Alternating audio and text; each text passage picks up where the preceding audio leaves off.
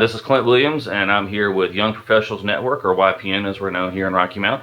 And we've got our spotlight for the month of August, and it's Will Solomon, who is a lawyer here in town in Rocky Mount. And we're going to learn a little bit about who he is, where he came from, what does he do. And we'll start off with a real simple question of Will, you're from Rocky Mount. Tell us just a little bit, real quick about your childhood. Well, like you said, Clint, I'm from Rocky Mount, born and raised probably about 15 minutes away from where we're sitting right now. Grew up here, went to Southwest Edgecombe High School, graduated from there in 1996, and decided to come back here after undergraduate, after law school, and have been here working now for going on 7 years. All right. Now, where'd you go to college? North Carolina A&T State University in Greensboro, All Aggie right. Pride. And you went to college or law school at? Campbell University in Boys Creek then. The law school recently made a move to Raleigh, North Carolina. Right.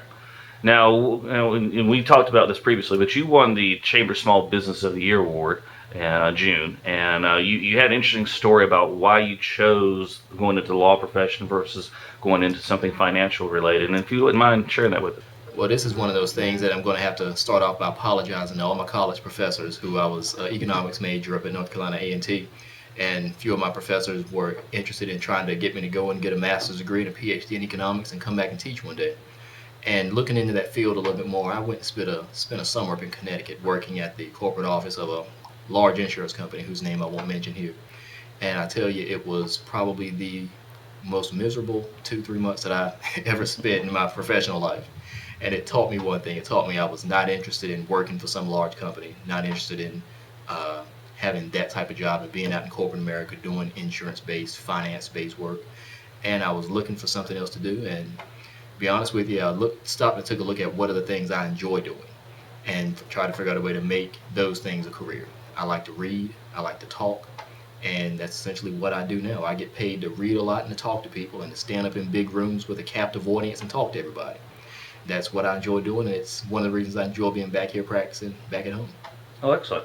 Now, for those who are unaware of what you do in your practice at the law firm, let people know, what areas do you cover, but is there any certain area that you prefer or like working in? Well, I run a general practice firm, meaning that anything that comes in the door that I'm competent to do is what I'll spend my time doing. I do spend a lot of my time taking care of criminal defense matters, people charged with misdemeanors or felony charges. I also do a lot of work with parents who have gotten involved with the Department of Social Services and maybe their children have been taken away by the state.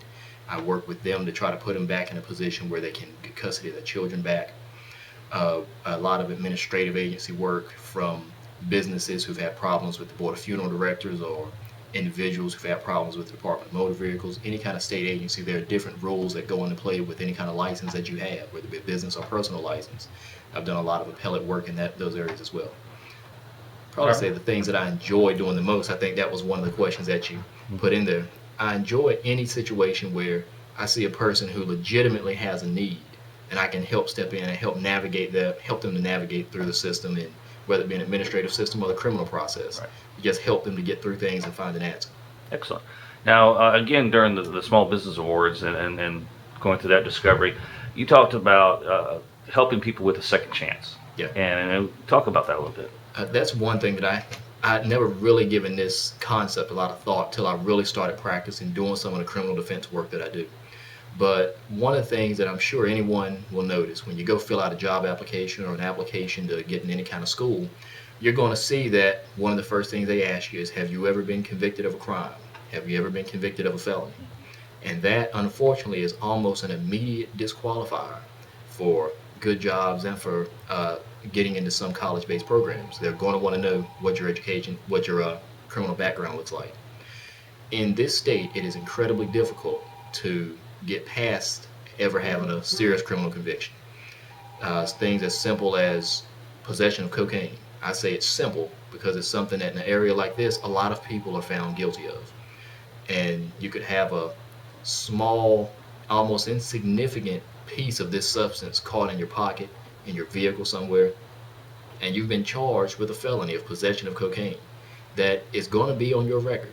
The charge can be there. If you're later convicted, it's going to be there.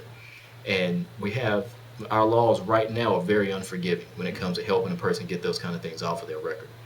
And one of the things I think we spoke about when we last had this kind of conversation, Clint, about a program out in Tarboro, North Carolina, that's doing a lot of work in this area. It's called It Starts With You Foundation. And they're working with ex-offenders, people who do have criminal records, who are already going to have a serious uphill battle trying to get employment, trying to get the trust of the public back. And it works with them on job placement and job skills. It's amazing to learn how many people in our community can't read very well, can't write very well, don't have even an 8th grade education, much less a high school education. And then you put a criminal conviction on top of that. These are folks who could start out life at 20 years old with a serious uphill battle. Right. And it's important to be sure that we're creating a situation where they're able to be employed, pay some taxes, put into the system, as opposed to being unemployable and spending their entire lives taken out of the system. Just basic economics, the system cannot manage to have that many people taken out when they could be productive and be putting in. And it's really important that you can have people with the best of intentions who want to be able to put their past behind them and be productive, but then you've got the government just standing right there in their way saying, no, we're not going to let you do it. Right. And that's something that hopefully, I hope some of the right people hear this, because you've probably heard me make this plea before. Some of our members of our House delegations and Senate delegations here in North Carolina, most of you have heard me discuss this. That is something that we have to, as a state, take a serious look at. When it's important to be tough on crime, to be sure that people are being punished, but we have to be sure that we're not also punishing the rest of society with higher taxes, higher burden by taking care of and looking after people who are not able to be back out in the workforce. Right. All right. Now let's talk a little bit more on the personal side of things, but this is somewhat professional as well. As a lawyer, you've been in business on your own now with your own firm for about 3.5 years? Yeah, 3.5. All right. And as also part of your society, you've been with the Boys and Girls Club on their board of directors? I do. I currently sit on the board of directors of the Boys and Girls Club here in Nash and Edgecombe counties. Outstanding group. All right. And you're also on the Chamber of Commerce's board of directors. You're newly on there this year as well, I believe. Yes, it's my first year serving on the Chamber's board. I'm kind of just getting my feet wet with all the different things that the Chamber's involved with. I serve on the Education Committee and have had a couple of very productive meetings with some dedicated folks here in Rocky Mountain who are looking for ways that the business community can be more involved in the activities that that our schools are involved in right now. That's something I think is a great vital link, because at the end of the day, our business community here is interested in being sure that we have strong, educated workers locally coming out of our schools, so that we don't always have to continue looking to outside businesses to bring us employees, to outside areas to bring good employees here. So it's important that the kids going through school, the teachers, and the business community understand and all work to support each other, to be sure that we have kids who are coming to the table with at least an associate's degree and aspirations of maybe even at least a bachelor's degree, because we're just getting to a point where the nature of business and occupations is going to continue changing. And 20 years from now, the kind of jobs that people are able to do nowadays they're going to be outsourced. That's right. And so we got to be sure that we do have a strong enough workforce that can do the more technical based things that we're going to have. You know, you are married, I believe. Yes, sir. I've been married now for going on 5 years. November is going to make 5 years. I've been married to my beautiful wife, Felicia. We've known each other since we were in the 7th grade. So I think she knows me pretty good after all this time. We have got one little boy. His name's William III. All right. He's going to be 3 years old come September the 2nd, so a couple of weeks away. All right, well, we appreciate you being talking to us today and so forth. One last thing, if somebody was, looking at YPN and wanted to say, what is it going to do for me or for my business if I wanted to recommend to my employees to be a part of YPN, what are some of the things that you've gotten out of it that you feel are of value to you?